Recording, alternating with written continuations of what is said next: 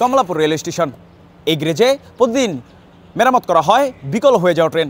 রেলওয়ের দক্ষ কারিগররা সকাল সন্ধ্যায় পরিশ্রম করে সচল করে তুলছেন এই ট্রেনগুলো। আমাদের অফিসের ভিতরে যতটুকু জায়গা আছে এই জায়গা খুবই কম, কিন্তু এই কম জায়গার মধ্যে যতটুকু কাজ হয় একটু সুযোগ সুবিধা পাওয়া যায়। কিন্তু এই বাকি জায়গা যেই এই পাশ ওই পাশ যেই জায়গাগুলো আছে সেই জায়গার মধ্যে আমরা হচ্ছে যে যেমন রোদ হোক, বৃষ্টি হোক, কাদা হোক, হাঁটু সমান পানি উঠে যায়, ওই পানির মধ্যে আমাদেরকে দেখা যায় বাধ্যতামূলক কাজ করতেই হয়। কমলাপুর রেলওয়ে স্টেশনের এই গ্রেজে আসলে পুরো দেশের রেল ব্যবস্থাপনার প্রাণকেন্দ্র বলা যায়।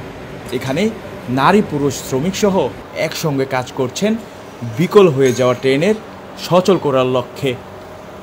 কেউ চাকা খুলছেন, কেউ ঝালাই করছেন, কেউ বা ইঞ্জিন মেরামতের কাজ করছেন।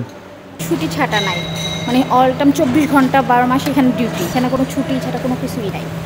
রাস্তায় লুট বেশি হলে স্প্রিং ভেঙে যায়, বদলাইতে ওই চাকা বদলাইতে যে সময় স্প্রিং বদলাইতে সেই সময় লাগে। আমরা 7টা বাজে আসি, 7টা বাজে থেকে কাজ শুরু করে কোনো কোনো সময় কাজের উপর ডিপেন্ড করে যে 3টা বাজে কাজ শেষ হয়। এই সাইডটা আমাদেরকে নির্দিষ্ট কোনো টাইম নেই।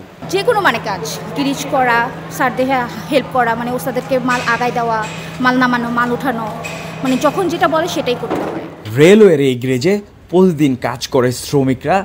নারী পুরুষ সম্মিলিত প্রচেষ্টা সচল হয়ে উঠছে বিকল হয়ে যাওয়া ট্রেন। তাদের এই নিরলস পরিশ্রমে দেশের রেল যোগাযোগ ব্যবস্থা সচল ও নিরাপদ রাখছে।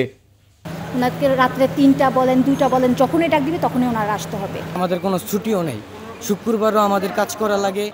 সাধারণত একটি ট্রেনের চাকা খুলতে ও মেরামত করতে সময় লাগছে 4 থেকে 5 ঘন্টা। 5-6 ঘন্টা সময় লাগে। আমাকে আধুনিক তো আর কিছুই হয় নাই, আর আমরা নিজের হাতেই কাজ করি, লোকও কম।